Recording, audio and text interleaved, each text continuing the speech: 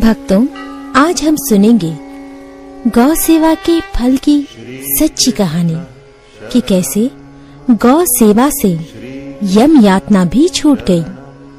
एक मनुष्य ने जीवन भर पाप ही किए थे। एक दिन उसने रास्ते में जाते हुए देखा कि एक घायल गाय पड़ी है और उसके शरीर में सड़ा घाव है, दुर्गंध आ रही है, कीड़े पड़ गए हैं। उसे गाय पर दया आ गई। उसने एक उंगली से गाय के कीड़े निकाले और उसी उंगली से रोज घाव पर मलहम लगाने लगा। धीरे धीरे घाव मिट गया, दुर्गंध जाती रही। गाय स्वस्थ होकर चलने फिरने लगी। मरने के बाद उस मनुष्य को यमपुरी में ले जाया गया। वो अपने दुष्कर्मों का स्मरण करके दुखी हो रहा था और भूख प्यास से पीड़ित था। यमराज ने पता लगाया तो उसके जीवन में सब पाप ही पाप थे। एक सत्कर्म था, उंगली से गाय के कीड़े निकाले थे और घाव पर दवा लगाई थी। यमराज ने संतुष्ट होकर उंगली चूसने को कहा। आदेश पाते ही उसने मुंह में उंगली लेकर चूसना शुरू किया। उंगली से रस भरी अमृतमयी दुग्ध धारा निकली और वो उसका पान करके क्षुधा पिपासा की पीड़ा के साथ ही तमाम पापों से मुक्त हो गया। तो श्रोताओं, ये थी गौ सेवा से यम यातना छूटने की कथा। अब आप सुनिए गौ भक्ति की दूसरी सच्ची कहानी।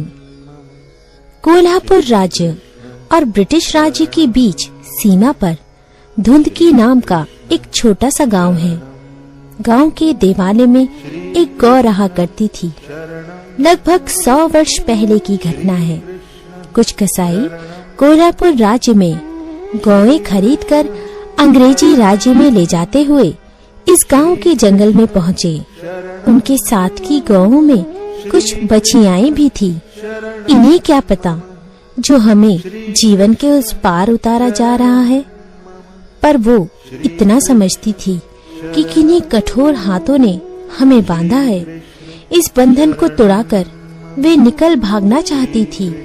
उनकी पीठ पर कसाईयों के डंडे पड़ रहे थे, फिर भी वे बंधन तोड़कर भागने का प्रयत्न कर रही थी। उनमें से एक किसी तरह से वहां से निकल भागी और सीधे गांव के मुखिया के घर में घुस गई।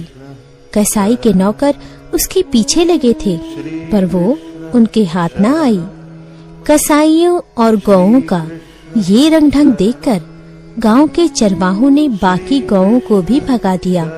तब कसाईयों और चरवाहों में बहुत कहा सुनी हुई।